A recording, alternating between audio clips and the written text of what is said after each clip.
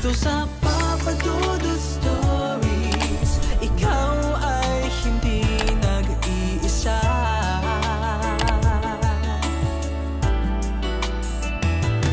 Dito sa Papa Dudut Stories, may nagmamahal sa'yo. Papa Dudut Stories. Dear Papa Dudut, sa lahat po ng mga nakatutok ngayon, huwag pong kalimutan mag-like, mag-share at mag-subscribe. Maraming salamat po sa inyong lahat.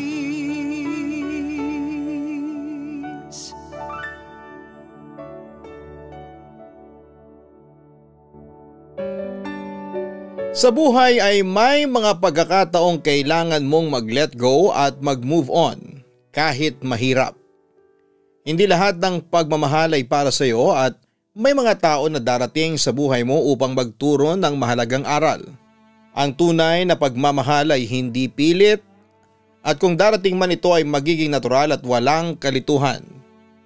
Minsan ang pinakamahalagang hakbang ay ang magpatuloy at tanggapin na hindi lahat ng tao ay magiging parte ng iyong journey at may mga bagay na mas magandang hayaan na lang na lumipas. Dear Papa Dudut, itago niyo na lamang po ako sa pangalang Jonathan. Sa umpisa pa lamang ng kwento ko, high school pa ako nang unang niligawan ko si Carol. Si Carol yung tipong crush na hindi mo maiwasang hindi pwedeng mapansin kasi ang cute niya talaga. Sabi niya noon ay hindi pa raw siya readyng magka-boyfriend. Siyempre masakit yon para sa akin pero wala akong magagawa kundi ang tanggapin. Kasi naisip ko na mga bata pa lamang kami noon at ang daming dahilan kung bakit hindi pa pwede. Pero ang twist, hindi kami nagkatampuhan o naging awkward no. Parang we just stayed friends and we actually became really close. So kahit na binasted ako ay nagpatuloy pa rin kami sa pagiging magkaibigan. Naging chill lang, nagkwentuhan, nagkakasama sa mga group projects, mga bonding sa school kahit sa college, nandyan pa rin siya. Hindi ko na nga alam kung anong klaseng closeness ang meron kami. Pero parang walang label. Laging may pagpapansin na lang sa mga simpleng banat ko sa kanya. Pero si Carol ay hindi siya tumitigil sa sagot na kapag graduate na ako ng college. Yun ang sinasabi niya. Ako naman okay lang, naghintay lamang ako kasi baka nga naman may reason siya. Baka may plano siya na hindi ko alam. Hindi ko naman kayang magalit kasi alam ko naman na magkaibigan kami at mahalaga siya sa buhay ko.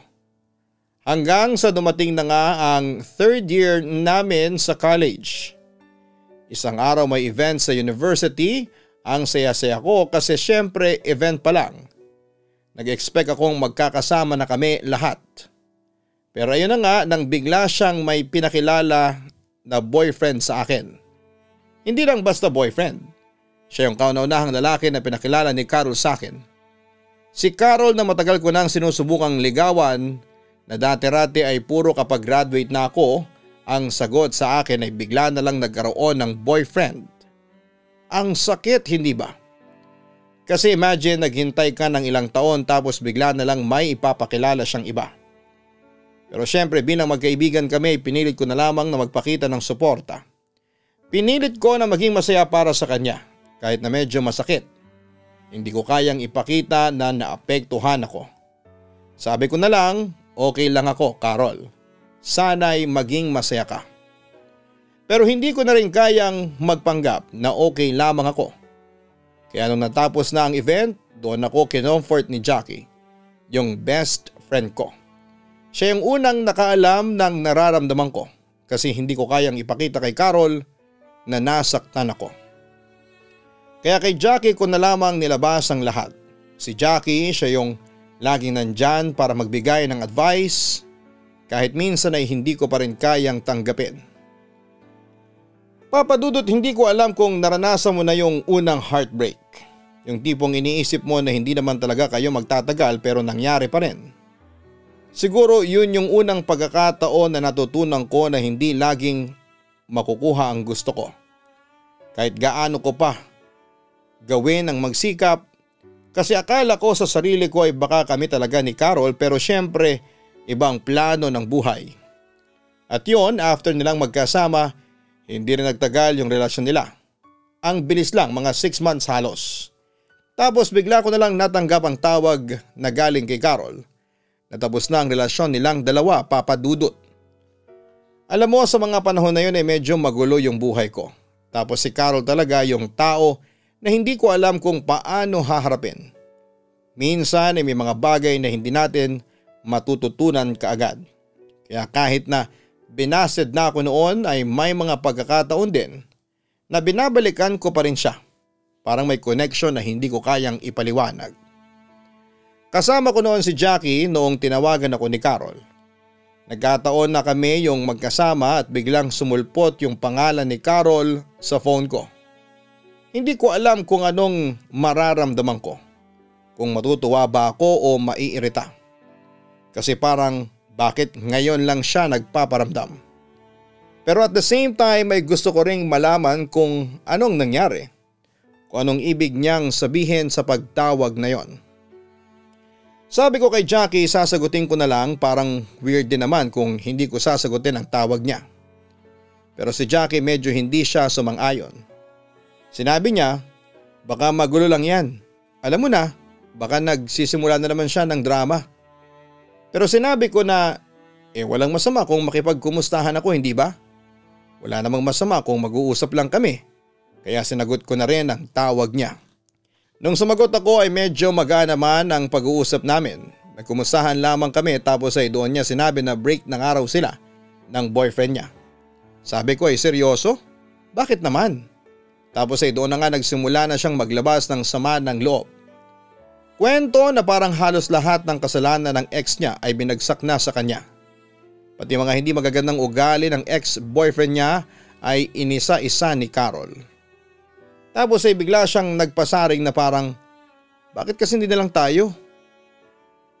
Alam mo yung tanong na yon ay parang tinamaan ako, Papa Dudut. Kasi baka nga may dahilan kung bakit lagi niyang sinasabi na hindi pa siya ready. Gusto ko nga siyang tanungin noon, bakit hindi na lang natin subukan? Pero hindi ko ginawa, baka masyadong mabilis. Instead ay sinabi ko na lamang, hindi ba kayo compatible? Kung hindi edi okay lang. Meaning hindi rin siya yung para sa'yo. Gusto ko sanang magtulungan kami para makamove on siya at ako rin. Parang okay na sana ang lahat kasi masaya naman ako na nandyan siya at may outlet siya sa pwesto ko. Pero habang tumatagal, ang weird kasi mukhang naging close kami ulit. Pero alam ko naman na hindi kami dapat magmadali. Tapos biglang nagulat na lamang ako. May boyfriend na naman siya. Hindi ko na talaga maintindihan, parang ako ay palagi ako nandyan lamang sa tabi niya. Hindi ko lang alam kung may pag-asa ba o wala. Palagi kong pinaparamdam ang presensya ko, Papa Dudut, pero palaging iba rin ang nakikita niya. Nag-move on ako, sabi ko na lamang ay hindi ko na siya uunahin. Nagpakabisi na lamang ako sa 4th year college kasi to be honest, medyo hindi ko na rin alam kung paano namin mapapalago yung friendship namin kung pareho lang kaming maghihintayan.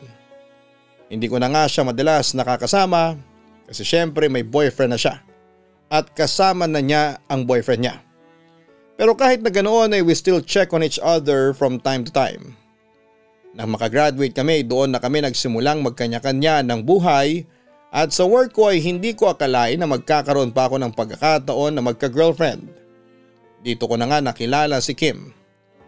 Iba siya. Maganda, mabait at wala akong masabi na negative sa kanya. Parang siya na yung tipo ng taong gusto kong makasama. Yung hindi complicated. Masaya na ako na meron akong kasama at hindi ko na kailangang mag-intindi ng kung ano pa mula sa kanya. Si Kim ay para siya yung hininga ng bagong buhay ko. Pero habang tumatagal ay hindi ko pa rin maiwasang maalala si Carol. Hindi ko alam kung bakit kasi kahit na anong mangyari, siya pa rin yung unang tao na naging parte ng buhay ko sa mga ganong klase ng bagay. Pero yun na nga, hindi ko na rin naisip na maghihintay ako sa kanya. Nandiyan na si Kim at masaya ako na may nagmamahal sa akin. Papadudot, may mga moments na kahit na anong gawin ko, hindi ko pa rin matanggal sa isipan ko si Carol. Kahit na masaya ako kay Kim, may mga panahon na bumabalik sa isipan ko yung mga what ifs. Yung mga tanong na parang hindi ko na kayang sagutin. Isang gabi nasa restaurant ako at habang hinihintay ko si Kim ay bigla na lang dumaan si Carol. Hindi ko alam kung anong mararamdaman ko. Kasi parang hindi ko rin naman siya inaasahan. Siguro naisip ko lang na bakit nga ba siya nagpakita pa. Pero syempre hindi ko na lang pinahalata pa. Binati ko siya, nagkumustahan kami tapos ay doon ko lang nalaman na break na pala sila ng boyfriend niya. Ang weird kasi parang hindi ko naman ine-expect na magiging gano'n na lamang ang lahat. Tapos may sinabi si Carol na hindi ko makakalimutan. Paano kaya kung naging tayo? Parang pabiro niyang sinabi. Magwo-work kaya tayo hanggang ngayon? Tapos ay natawa na lamang siya para naghahanap ng sagot. Sabi ko ay hindi ko alam. Pero sa loob-loob ko ay baka nga. Kasi sa mga panahon na yon ay parang napansin ko rin yung mga bagay na hindi ko nakikita noon. Alam mo yung feeling na parang may unfinished business pa. Hindi ko alam kung anong gusto niyang iparating pero naisip ko na lamang baka nagsisisi siya. Pero hindi ko na rin pinansin kasi nandiyan na si Kim. Pagkatapos noon ay nagpaalam na si Carol at nung dumating si Kim ay parang okay lang.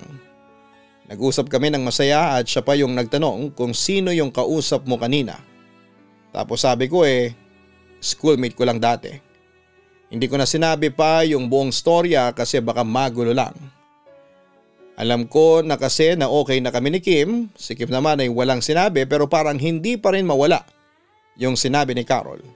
Paano ko naging tayo?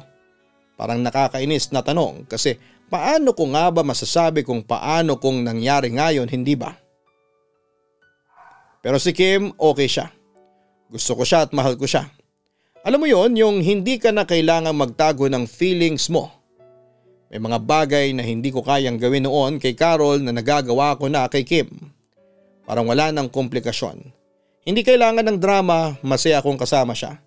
Pero may mga gabi pa rin na naiisip ko na paano kung si Carol na lang. Sabi ko sa sarili ko, wag na, move on na. Minsan papadudot kahit si Kim ay hindi ko matanggal sa isipan ko. Magaan ang relasyon namin, walang tensyon, walang awkwardness.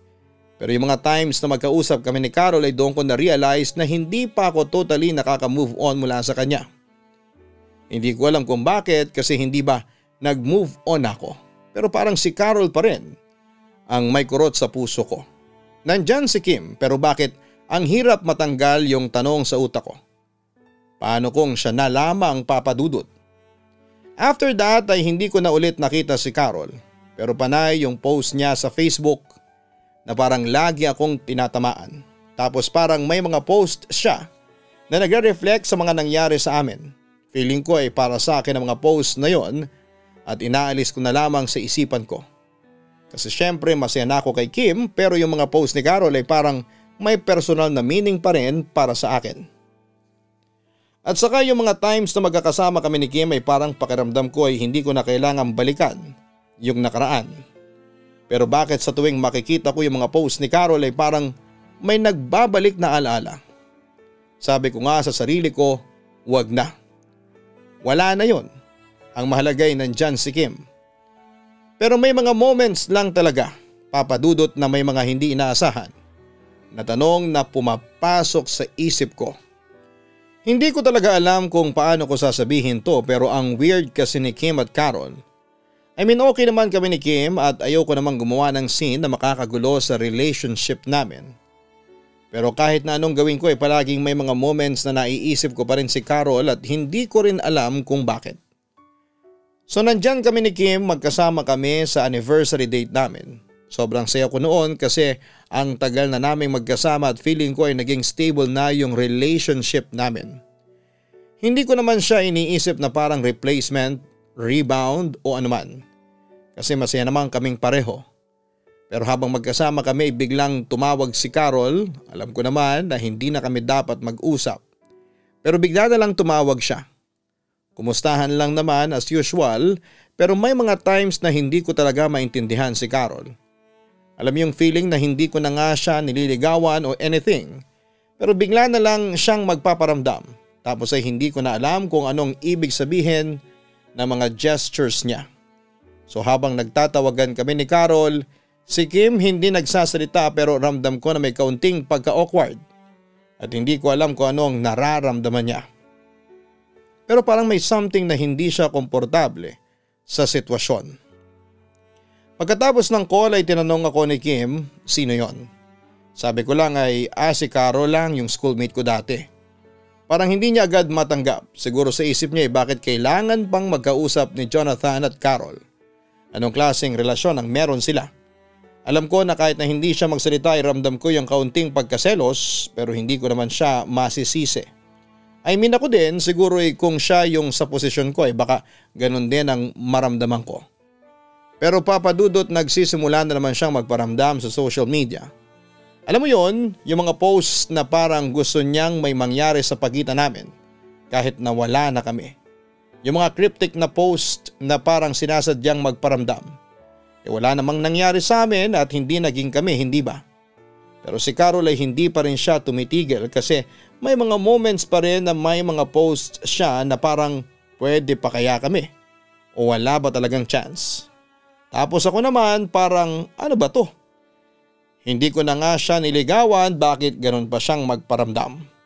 I've been trying to ignore her pero minsan ang hirap Lalo na't kapag nagiging emosyonal siya sa mga posts niya. Tapos sabi ko sa sarili ko, Jonathan, huwag mong gawing komplikado yung buhay mo. Kasi sa totoo lang ay wala namang problema sa relationship namin ni Kim. But then again, noong tinanong ako ni Kim ay hindi ko alam kung paano ko sasagutin.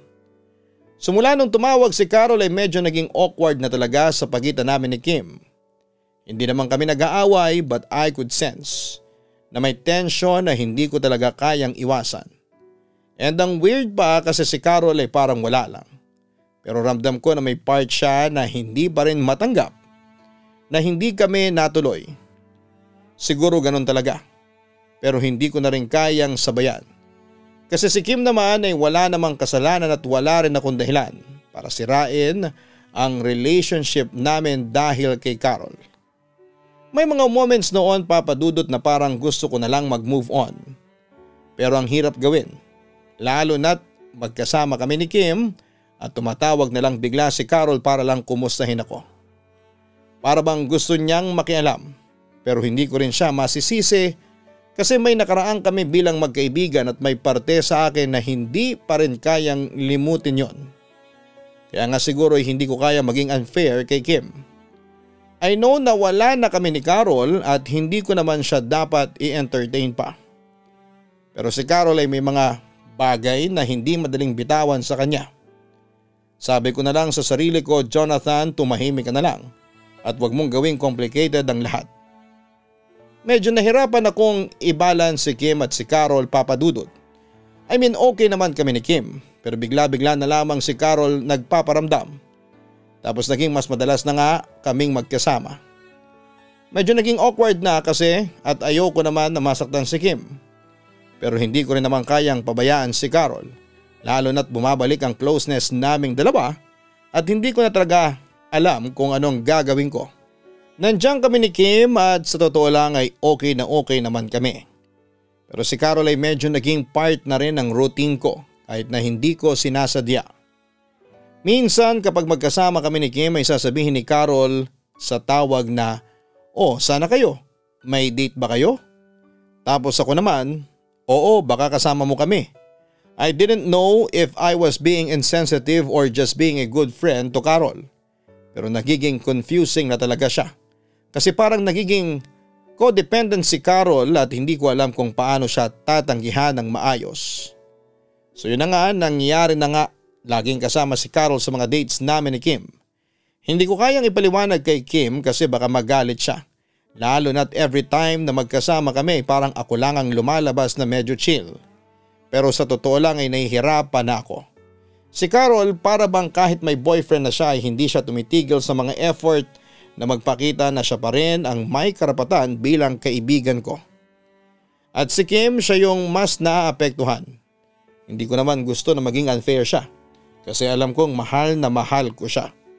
Pero si Carol alam ko na hindi niya lang kayang mag-move on kaagad. At ako naman ay hindi ko kayang i-ignore siya kasi naging malaking parte siya ng buhay ko noon. Gusto kong sabihin, Carol, okay na tayo. Hindi na tayo pwede magkasama tulad ng dati. Pero hindi ko kayang saktan siya. Alam mo na parang may mga moments na gusto kong magtapat sa kanya na eto na lang tayo hanggang dito na lamang. Pero sa totoo lang ay hindi ko pa kaya. Hindi ko na talaga alam kung saan ako lulugar noon, Papa Dudut, kasi kapag ang dami ng emotional baggage and both girls are importante pa sa'yo, mahirap siyang hawakan at bitawan. Pati nga yung mga simpleng bagay na dadala na sa puso. But in the end, parang kailangan kong mag-decide and this time ay alam kong hindi ko pwedeng hayaan na maging mabigat pa sa buhay ko ang sitwasyon. Alam mo naman, Papa Dudut, kapag emotional na, ang hirap magpanggap na okay lang. One night after another uncomfortable date with Carol, kinausap na ako ni Kim. Jonathan, sino ba talaga ang priority mo? Ako o siya? Kailangan ko na kasing malaman kasi parang nagiging magulo na itong sitwasyon nating dalawa. Wika pa niya. Alam kong hindi ko siya masisisi pero wala na akong choice kundi ang magtapat. Kim, bakit parang may mga times na hindi mo ako maintindihan? And I get it. Kung feeling mo na may something pa sa amin ni Carol. Pero I'm telling you wala na. Si Kim parang naiiyak at ang sabi niya, Jonathan, I need to know kung ako ba ang mas mahal mo. Kasi kung hindi ay hindi ko na kayang magpatuloy. Hindi ko naman kasalanan na magkaibigan kayo pero sa akin, parang hindi mo pa rin siya kayang i-let go. And that hit me hard. Kasi sa totoo lang, siya na nga yung kasama ko, siya na nga yung nararamdaman kong tunay na mahal ko. Pero si Carol ay parang ang hirap pa ring iwanan. Then after the confrontation with Kim, ay hindi ko na talaga alam kung anong gagawin ko. So nag-decide ako magtanong kay Carol. Alam ko ang sakit gawin yon pero kailangan kong i-clear ang lahat sa kanya. Pumunta ako sa bahay nila Carol and we sat down. Sabi ko ay, Carol, ano ba talaga? Bakit mo ba ako ginugulo? Ano bang gusto mo sa buhay ko? Hindi ba't matagal na tayong hindi nagkakasama tapos ngayon lang ulit magpaparamdam? Ang dami kong beses na inoffer ang sarili ko sa iyo and every time ay puro decline tapos kung kailan ako masaya at tahimik na ay saka mo ako pinapansin. Nagtapat ng pag-ibig sa akin si Carol pero hindi ko na yon tinanggap. Nag-explain na rin ako sa kanya at sinabi ko na kailangan ko nang lumayo para makapag-focus sa relasyon namin ni Kim. Naintindihan niya raw yon at humingi rin siya ng sorry sa akin. Ang ending namin ni Kim ay ayos na at wala na akong nararamdaman para kay Carol. Hindi ko na rin siya hinanap, si Kim lang ang nag-iisang nagpapasaya sa puso ko. Sa huli natutunan ko na ang pagmamahal ay hindi kailangang pilitin. Ang tamang tao ay darating din sa tamang oras at hindi mo na kailangang pang maghanap. Sana ay may natutunan kayo sa kwento ko kasi kung may isang bagay na siguradong natutunan ko, yon ay ang importance ng pagtutok sa tunay na mahal mo at hindi na magpaapekto sa mga nangyari noon.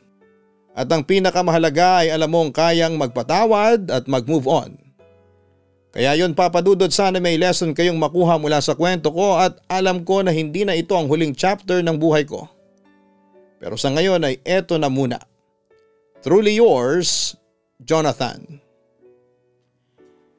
Sa mga pinagdaanan mo, sana'y matutunan mong huwag magpadala sa mga emosyon. Lalo na kung may mga taong nakapaligid na magbibigay ng kalituhan sa puso mo. Mahirap talaga pag dalawang tao ang magkakaroon ng espasyo sa buhay mo. At madalas ay nadadala tayo ng nakaraan at hindi natin nare-realize na mas pinipili pa natin na mag-ugaga kaysa mag-move on at mag-focus sa kung ano ang meron tayo ngayon. Tandaan mo na hindi mo kailangan pang pilitin ang mga bagay na hindi na gumagana. Kung may mga taong mahalaga sa iyo, mas mainam na malinaw kung ano ang hangganan ng relasyon ninyo. Hindi lahat ng pagkakataon ay kailangang magtulungan o magstay sa nakaraan. Ang tunay na pagmamahal ay yung walang kalituhan at hindi mo kailangang magsakripisyo ng sarili mong kaligayahan para lamang magustuhan ng iba. Huwag mong gawing komplikado ang mga bagay na dapat ay simple lang. Kung tunay na mahal ka ni Kim, bibigyan ka niya ng space at pangunawa at mas magiging magaan ang lahat. Sa kabilang banda, kung hindi pa rin makahanap ng closure sa sitwasyon kay Carol, mas mabuti sigurong magpatuloy ka at isara na ang chapter na yon para hindi ka na maligaw pa. Kahit gaano pa kahirap, darating din ang tamang tao para sa iyo. At sa tamang panahon yon. Kaya huwag mawala ng pag-asa at ipagpatuloy lang ang buhay. Ang mga lessons na natutunan mo sa bawat karanasan ang magdadala sa iyo sa mas magaan na paglalakbay. Hanapin ang Kaistorya Horror para sa mga nakakatakot na kwento naming ina-upload araw-araw. Ganon din ang Gian Giano Vlogs para sa aming weekly family vlogs. Ang mga link po niyan ay nasa homepage ng channel na ito. Maraming salamat po sa inyong lahat.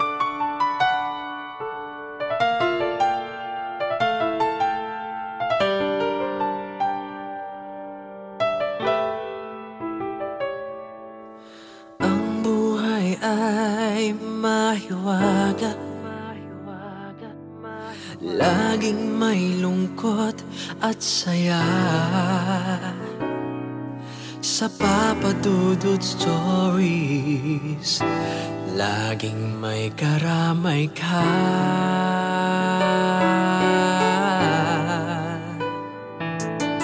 Mga problemang kay bigat, ito ay pakikinggan ka. Sa Papa Dudut Stories, kami ay iyong kasama. Dito sa Papa Dudut Stories, ikaw ay hindi nag-iisa.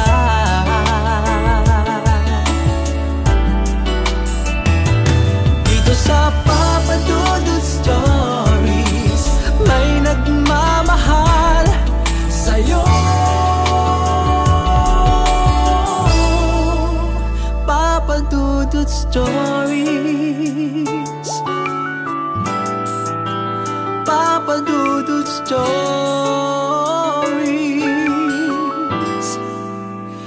Papa Dudut Stories. Hello mga ka-online, ako po ang inyong si Papa Dudut. Huwag kalimutan na mag-like, mag-share at mag-subscribe. Pindutin ang notification bell para mas maraming video ang mapanood ninyo. Maraming salamat po sa inyong walang sawang pagtitiwala.